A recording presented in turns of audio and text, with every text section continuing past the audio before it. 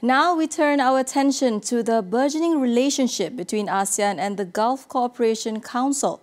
Is this partnership moving towards a real strategic alignment, or is it at risk of becoming a symbolic alliance without meaningful substance?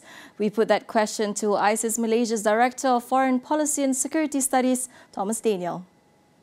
I think initiatives like these are both symbolic and meaningful. They needn't to just be one or the other. In the case of the second ASEAN-GCC summit, which just took place, perhaps it has a bit more to it than just only symbolism. So this summit builds on the first summit, which was held in Riyadh 2 years ago, and there is an existing framework for engagement, the ASEAN-GCC framework of cooperation that runs from 2024 till 2028. Now, the framework covers a range of targeted areas that largely reflects the three ASEAN communities that both organizations commit to greater engagement on. So what this means is that since 2023, we have seen a number of smaller engagements between ASEAN and GCC that reflects issues beyond just trade and investment, right? And these often fly below the radar. So you see, meetings on topics like climate and energy transition, the digital economy, law enforcement cooperation, and these are just some that I'm aware of.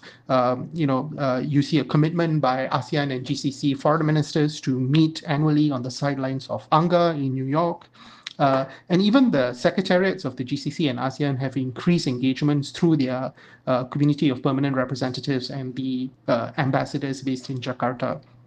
So the relationship has certainly come a long way from that side meeting in UNGA in 1990, where the FMs of ASEAN and the GCC met formally for the first time.